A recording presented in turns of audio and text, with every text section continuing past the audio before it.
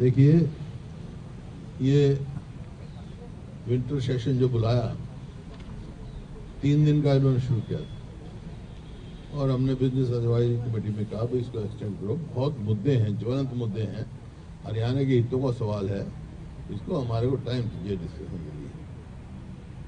लेकिन इन्होंने अपोजिशन को, विपक्ष को मूक दर्शक बनाना चाहते थे, कोई मुद्दे का जवाब नहीं दिया।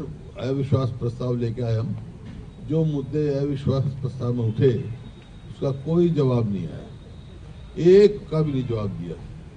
और पहली दफा हुआ ये मुख्य विपक्षी दल है हमारा कि हमारा ना तो एडजर्नमेंट मोशन जो हमने खेल और खिलाड़ियों पर दे रखा था, जो दो हमारे खिलाड़ियों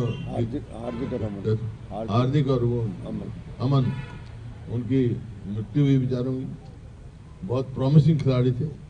आ जाओ राव साहब, आओ राव साहब, प्रॉमिसिंग खिलाड़ी थे उनके। और जो हमने 300 से ज़्यादा स्टेडियम बनाए थे, सबकी दुर्गति है। उस बात में हम एडजर्नमेंट मोशन लाना चाहते थे। उनको बताते क्या किया इन्होंने, सारी स्पोर्ट्स पॉलिसी जो हमारी थी, जिसकी वजह से हरियाणा का पूरे देश में नाम चमका था, उसको इन्होंने विफल कर दिया। दूसरा, हमने शॉर्ट टर्म डिस्कशन के लिए कहा, जिससे भाग्य अरावली के लिए फॉरेस्ट सर्वे की जो रिपोर्ट आई उसमें अरावली के लिए हमने कहा कि अरावली का मामला जो है सबसे ज़्यादा इफेक्ट हरियाणा पे होगा, पोल्यूशन फैलेगा और ये जो एक किस्म से लंग्स हैं हरियाणा के वो खराब हो जाएंगे। इस बात का हरियाणा गवर्नमेंट का क्या स्टैंड रहा सुप्रीम कोर्ट में, क्यों नहीं इनको डिफेंड किया और फिर रिव्यू में जाएंगे, इस बात पे जिनको तसल्ली बख्श नहीं जवाब दिया। इसी तरह कॉलिंग एटेंशन हमारे थे, जल भराव पे था और बढ़ता प्रदूषण पे था, धान घोटाले का था, मनरेगा था। मनरेगा का यहाँ स्थिति हो गई कि 8 लाख रजिस्टर हुए और कुल 100 दिन का जो इन्होंने रोजगार दिया 2100 आदमियों को। और पिछला 5 साल का आप रिकॉर्ड उठा के देखोगे तो जो इसको रोजगार नहीं देते तो आपको कंपनसेट करना पड़ता है, कंपनसेशन करना पड़ता है, एक भी को कंपनसेशन दिया। तो ये इस बात से हर वो उसमें नशे के लिए, नशे से हमारा जो नशे से मृत्यु जो है पंजाब से भी ज़्यादा हो रही है हरियाणा में, भ्रष्टाचार है, फिर शिक्षा का मामला है कि हमारे सारे साथियों ने तैयारी पूरी कर रखी थी, स्वास्थ्य का है, फिर हेट स्पीच जो इनकी है मंत्रियों की और विधायकों की, उसके बारे में था।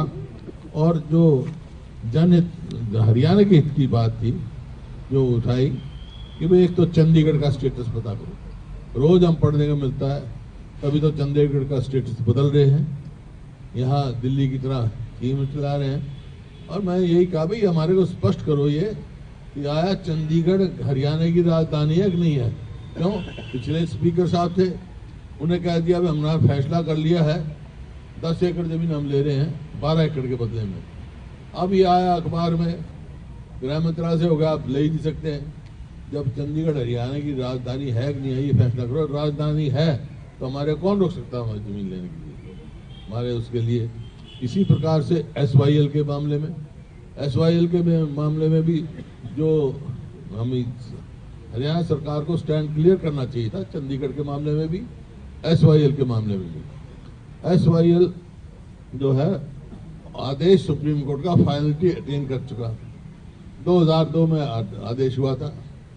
फिर पंजाब ने उसको जो एग्रीमेंट था उसको टर्मिनेट करने का, मैं 2004 में जब सांसद था तो हमने रेफरेंस करवाया राष्ट्रपति का और वो 2016 फैसला आ गया। और जब ये हुआ, बात हुई, फैसला आया, उसके बाद सर्वदलीय मीटिंग बुलाई थी जब तत्कालीन मुख्यमंत्री अपना खट्टर साहब ने, उसमें मैं भी था और भी दल के थे।